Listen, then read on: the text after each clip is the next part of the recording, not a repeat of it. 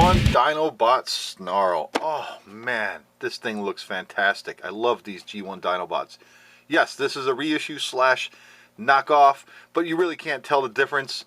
The only thing you can tell is that this thing is brand new and minty fresh. We need to get this guy out and have a closer look at him to see exactly what the deal is and see how off or how close this is to the original G1. Look at all that box art. Oh, that's so awesome. Jetfire and Shockwave and all the Insecticons and Dinobots. Oh, this is fantastic. All right, let's get him out. Have a closer look. So inside the box, we get a little baggie full of his stickers, his decoder here, which is just simply red clear plastic, his little rub sign, the instructions here, and that's it. And unlike the swoop that I reviewed, the accessories, is his gun and his rockets and everything, and his sword, are all packaged inside, which is, I find, unique because everything else is put in bags. Man, this guy is heavy, all that metal in there. Oh, these toys were built to last back in the day. You just can't beat a G1 figure. For what it's worth, these things were definitely, they're going to be around forever. So you can see that this plastic bubble is glued onto the back of the cardboard insert. So we need to get this thing apart and take a look at him. Here's a quick look at the accessories he comes with. Simple molded plastic sword, all red and shiny. Very nice. So nothing spectacular about that. Here's his gun. So you can see there, it's got some decent detail in there, all G1-y looking. I like the way it looks. It's very appealing. I like this old school style. And here is his blaster rocket launcher thing. And there is an issue here with the spring-loaded mechanism, so it does not fire all that well, sadly. I mean, you can push the little lever forward and kind of help it lock in, and then it will shoot. But unfortunately, it doesn't rest in there the way it should. But I can live with it. Quick side note here, I just want to let you know that I was able to take this rocket launcher apart, a little screw right there, and I chipped off a couple pieces of flashing that were inside, and I was able to I stretched the spring inside, it stretched out just a little bit, and put it all back together, and now it works perfect. There you go. So like I said, Snarl has all this metal all through the back part here. Very heavy. I believe it's the heaviest out of all 5 Dinobots. See, this guy is just so cool looking. He's a big chunk of plastic and metal. There's really just not a whole lot to him. And one of the things that is a real bummer about this figure is that when you stand him up here and you set him there, this back part, the underneath side of his tail here, rests on the table, and it will rub on that gold chrome. And as far as the gold chrome, there is some issues, as with always. All gold chrome has issues because it is very hard to apply. But this one here, there is some weak spots in it where it's light, and there's some bubbling in it a little bit across the top here. There's some like black speckles all the way through here. You know, it's hard. I don't know if you can see that or not, but it's in here as well. But it's for what it's worth, it is gold chrome. And I did put all the stickers on except for one. There's supposed to be an Autobot symbol here on his head, and then you split it in half, and then half the Autobot symbol. When you split the head apart, you will get half the Autobot symbol on one side and then the other. I opted to just not put it on at all because it's not really necessary. And as far as the rub sign goes, I put it back here just because I think it looks best right there. So, you know, you can put, I don't know, you can put it wherever you want. But so there he is, all nice and sexy looking. For articulation in Dino mode, he's got these ratchet joints here on each leg where you can move these up and down, and it does pivot right here on his foot, and right here on his back leg here, it is a clear bits right through here. If you move that out, his fist comes out, so there's really no articulation there. And that's pretty much it. There's nothing else going on with him.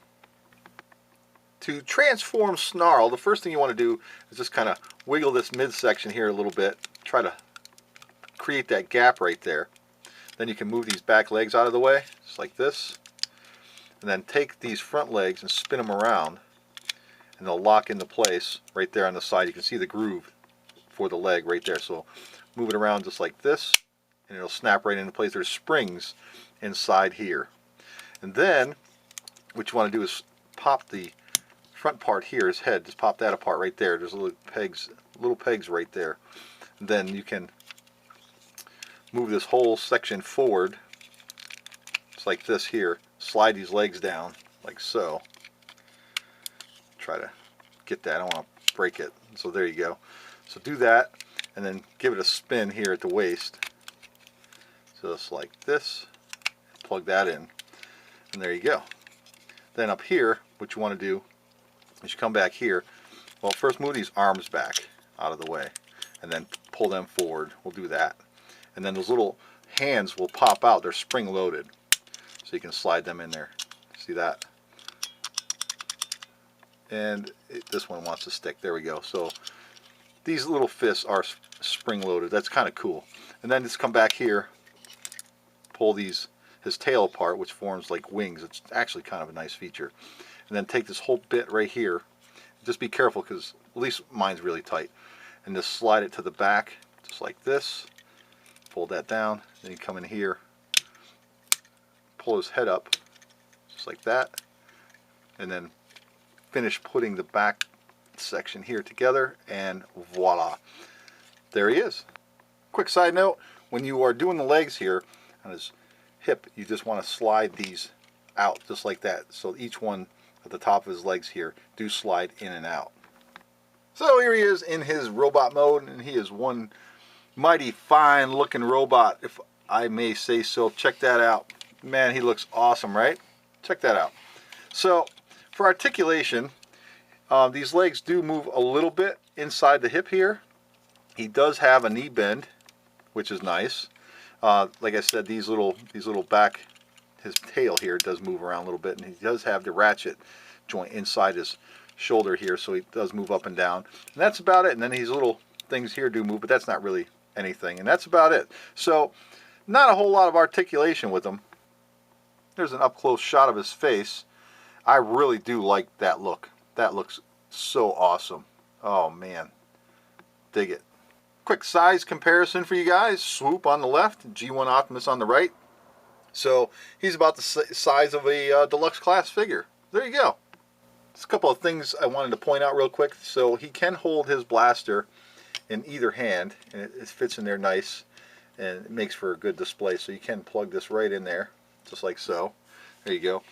And his cannon, or his rocket launcher, does not fit all that well. I mean, you can get it to rest in there, but again, with these plastic molding issues, and his sword does not fit in either hand. You have to file down the handle here. So sadly, that's what's going on with this. So there is some slight plastic molding issues with these reissues / KOs. So there you go, everybody. G1 Snarl, the KO / reissue, whatever you want to call it. It is actually a very solid figure. There is just some minor inconsistencies, one being the molding with the plastic, but that's easily remedied with some sandpaper or a Dremel or something. As far as the stickers go, definitely go with Repro Labels. I am going to order a set of Repro Labels for all my Dinobots and redo the stickers, because the ones that do come with it are just low quality. But other than that, it's worth it. Go get yourself a set. I highly recommend these. Just don't expect 100% quality. There are some minor issues. Take it easy, everybody. Thanks for watching. I appreciate it. We'll see you next time.